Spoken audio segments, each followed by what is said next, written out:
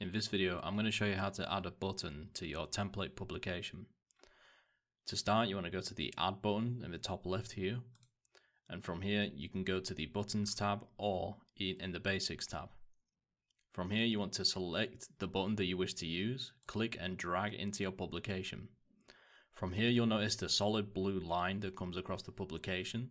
This blue line represents where the element will land once I release my mouse button. Now from here you want to click on the button that you just made, and to the right side you'll see the Buttons tab has been selected and opened and a bunch of options for this button. Starting under Button, you'll notice that there's now a default format. So you have the size, so the button could be small, regular size, medium size or big. You can also change the border style, which is the shape of the button around the outside of it. So right now it's just on straight corners, which is the 90-degree sharp corners. You can change it to be rounded corners, or you can change it to be round, as you can see, or even with a shadow to it, and it adds a shadow onto the button. From here you can also change the alignment of the button. So right now it's aligned to the left of the area that we've placed it in. This is the middle and this is the right side. You can also change the icon. As you notice that the button has a small arrow on the left side of the button before the text. You can change this icon by clicking inside this area here, and you can select up to a range of different icons that we have installed. For example, I want this one. I just simply click it and it adds it, and now the button has this icon. Going into the Font tab, you can change how the font looks on this text.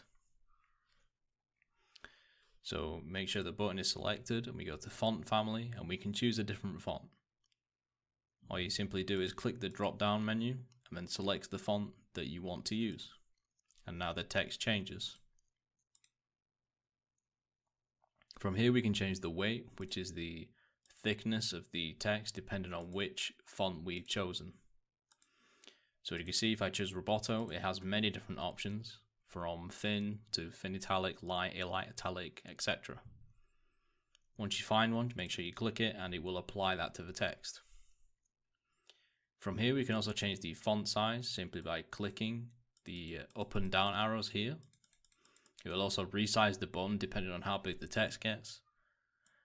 Or you can click and drag the PX next to the value. And you can see the button gets smaller or bigger because the text is quite large. From here we go to Button Shape. And you see we have a border width, which is from the actual button to the end of the width of the button.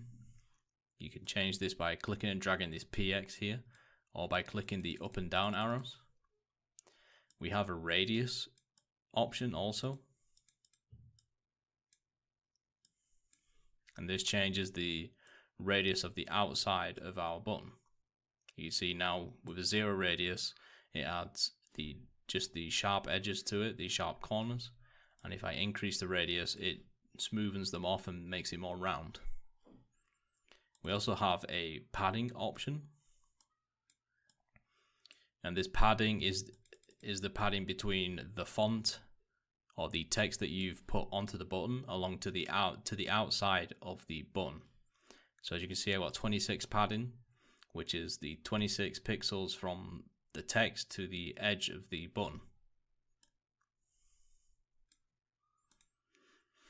From here we have colors. So for the standard colors, which is just its general appearance without mousing over it or anything, it is now by default blue. You can change this by clicking the blue shape in here. And from here you can then select a color. You can click and drag this around to select the type of color, along with then using this to choose its shade. You also have some already pre-done colors here, or maybe ones you've used in the past. So for this I'm going to choose red. You can then have a border color. Right now it's just transparent, meaning there's no color there. So we can select one and we will have a bluish color. And as you can see now, if I was to add a radius to it, you can see now the border is there, it's now blue.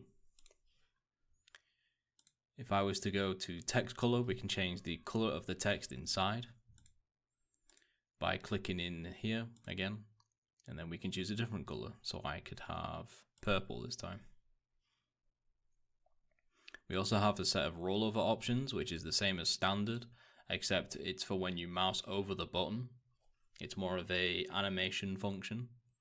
So right now, this is, so without putting my mouse over it, it's just the standard set of colors. If I was to roll over it with different settings, the button would change colors.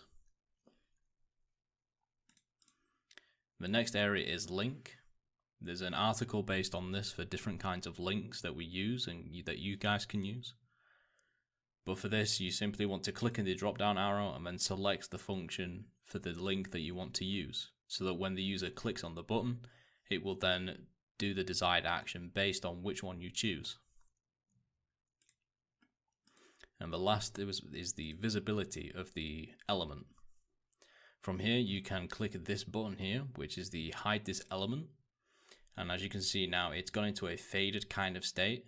And if I was to click away somewhere else, it would disappear. Like so, it would be like this.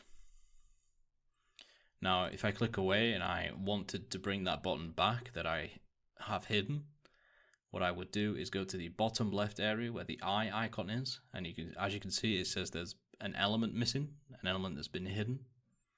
You want to click the icon, and now the elements that were hidden are now visible again in its more faded form. To bring the element back to its full visibility, you want to click the element that is hidden, go across to this tab area again under visible, and then untoggle the hide this element button. This will then bring the element back into your publication and it's now visible.